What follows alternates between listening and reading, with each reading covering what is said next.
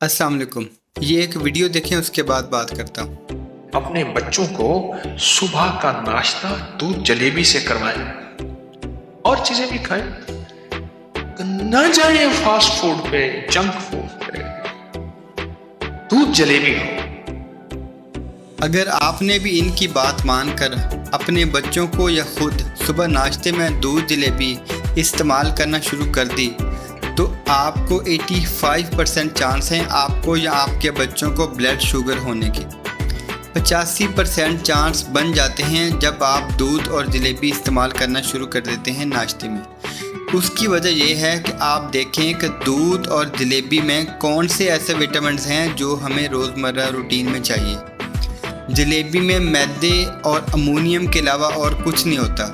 कौन से ऐसे विटामिन्स हैं जो मैदे में पाए जाते हैं और उसके साथ उसमें अमोनिया भी होता है। उसके अलावा जब उनको फ्राई किया जाता है तो वो डीप फ्राई किया जाता है, वो ऑयल भी ख़तरनाक होता है बहुत ज़्यादा। उसके अलावा जब उनको शुगर में या वो जो सीरा सा बना होता है उसमें डिप किया जाता है तो वो और ज़्यादा ख़तरनाक हो जाती हैं। जलेबियों में इनके अलावा और कोई चीज़ नहीं पाई जाती जिसमें कोई विटामिन ऐसे हों जो हमारी सेहत के लिए बहुत ज़्यादा ज़रूरी हों।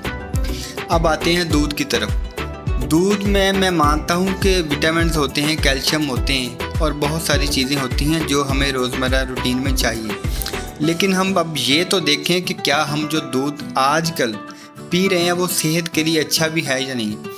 उसकी पीछे वजूहात ये है कि अब जो भी जिन्होंने भी भैंसें रखी हुई हैं या गाय रखी हुई हैं उसको जो सब्ज़ा डालते हैं, जो चारा डालते हैं, उसके ऊपर भी स्प्रे करते हैं। उस चारे को बढ़ाने के लिए उसमें खादें डालते हैं। इसके अलावा भैंसों और गाय को बहुत ज़्यादा बीमारियां लगनी शुरू हो गई हैं, जिसके साथ उनको एंटीबायोटिक्स दी जाती हैं, इंजेक्शन लगाए जाते हैं, वैक्सीन होती हैं और बहुत सी चीज़ें उनको दी जाती हैं बीमारियों से बचाने के लिए। क्या उन तमाम चीज़ों के असरात हमारे जिस्म में नहीं आते? दूध के ज़रिए हमारे जिस्म में वो तमाम असरात शामिल हो जाते हैं, जिसकी वजह से दूध हमारी सेहत के लिए नुकसानदेह हो जाता है। और तकरीबन 65% लोगों को लैक्टोज एलर्जी होती है, यानी दूध की वजह से उनको एलर्जी होती है जिस्म में, लेकिन वो समझ नहीं पाते। उनको दूध पीने से गैस बन जाती है, पेट में आवाज़ें आने लगती हैं और पेट फूला फूला रहता है। ये दूध की एक एलर्जी होती है जो कि मौजूदा रिसर्च के मुताबिक तकरीबन 65% लोगों को लैक्टोज एलर्जी होती है। तो इसलिए ये दूध और जलेबी का कॉम्बिनेशन ही गलत है। आपने अगर अपने बच्चों को नाश्ते में कोई सेहत बख्श चीज़ देनी है तो आप उनको अंडा दे सकते हैं, खजूर दे सकते हैं, किशमिश दे सकते हैं, जौ का दलिया दे सकते हैं। ये तमाम चीज़ें अपने बच्चों को दे सकते हैं।